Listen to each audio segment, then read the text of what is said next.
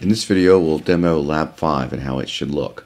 What I'd like you to do for Lab 5 is take all your files and folders from Lab 2 and copy them over into a folder for Lab 5. So what I've done is I have Lab 5 dash your last name. I have my folder structure in here, folder A, B, about, calendar, default, and we're going to create one new file called site index.htm. Now with this lab, I'm not too concerned about content as in the previous labs. Going forward though, after Lab 5, content will matter. In other words, the folder name should be relevant to the website. You know, if you're just selling certain products, if your website's about certain products, you might have a folder for that product. You know, if it's t-shirts or if it's soccer balls or whatever it is, then you'd have your page names would correspond as well accordingly. All right, so I'm not too concerned about that for this lab, but going forward we will. So we want the same folder structure. So if you notice, I'm in the root of my lab. I have my, about, calendar, default pages, and we're going to create the site index page. But if I go to folder A, right, same thing. I have folder A and page A and page AA, and then folder A1, well, there's one page in there. Folder A2, there's one page in there. Folder B, I have page B, and there's another folder B1. And in here we have page B1, and then in folder B1A, right, we have our last page. Right, so that's the structure, same as Lab 2. Now let's go back to the root, and in the root you'll have site index. So if I double click on site index, this is the page you need to create. This lab is all about creating lists. So the main list we're going to use, or the main HTML tags we'll use here will be for the ordered list and the unordered list. All right, so that's what we want to do. Now we're going to put these lists inside a table. So you can see I have a table here, and the first row of the table, there's two columns, right, for the table. The first row has the text in an H1 tag, right? So both columns H1. The next row of the table is merged, right? And I'm using a table heading tag in there, right? There's TD and TH, so you want to look at the TH tag.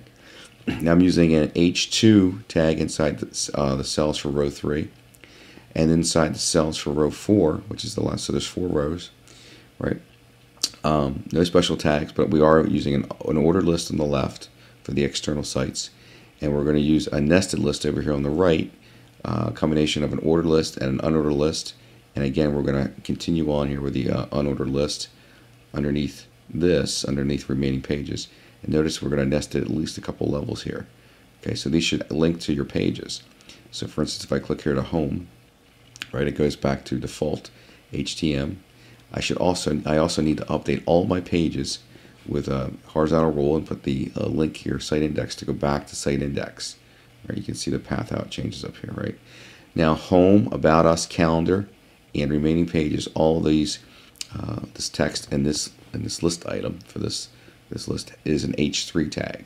So home, about us, calendar, and remaining pages are formatted as H3. Notice that remaining pages, there's no link here for remaining pages. All right. So let's take a look. About us, same thing. You can look at the path. You know, we're Lab 5 folder. We're in the root about HTML, right? Go back to site index, same thing. Now with calendar, you could go to the root of calendar, right? You can show you all your calendar pages right here, right? Calendar.html. I'll go back to site index, and now of course we need the link directly to that month within the calendar page. So if I clicked on April, it would take me right to April.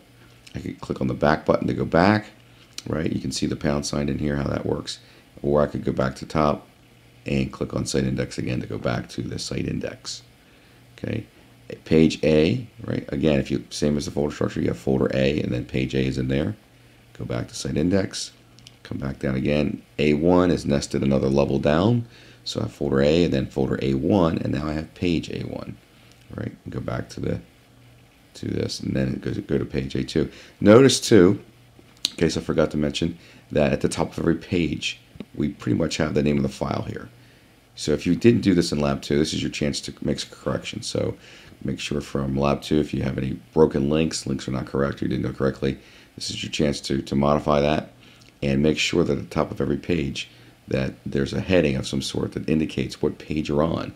So we know as we go back and forth so we don't get mixed up. So this is page A2, right, as you go through here. All right, so make sure you do that. We have page AA, and I'm going through all of them here just so you can see the full path and how it should look. And I'll go back. And then now we're in the other tree structure from B, right, folder B now, and page B, again back to the index. and then page B1, which is down one more level from folder B, folder B1, and then last but not least, we have the page B1A, and you can see the path for this one as well. All right. Now, a couple other things you need to research. We'll put the link out on the lab webpage, but I want you to research several attributes for for the table tag in this one. So, what I've done in the fourth row here in these two cells is I've used a v-align attribute, vertical align attribute for the table, such that the ordered list or any content that you have in the table is aligned to the top. So I use the vertical align attribute to align my content to the top. Otherwise, it would be in the middle here someplace. All right, so I want you to do some research and look that one up. So it's the v-align, V-A-L-I-N, or V-A-L-I-G-N, v-align. All right. So I did this for both cells in row 4. The other thing we did is for the table, we used several attributes. We used the width attribute, and we set it to 60% of the page. So this table takes up 60% of the page, and it would scale if I narrow the page, it still takes up 60% of the page. So you want to look up that one as well, and then you want to look up the align attribute for the table, and so on the table tag itself, you can put the width, the align attribute, and the align attribute is going to be set to center, so the table will be centered in the page. And I also have a border attribute on there, and I've set it to a value of 1. And all that's going to do is just show you that there's a border here and that it is a table. These attributes, v-align, align, width, and border, will go away when we start talking about styles. But there are still web pages out there that use these, and so you should be familiar with them. All right. So that's Lab 5 in a nutshell. So look at the specs, make sure you follow along, update Lab 2, as needed. All right, and there you go.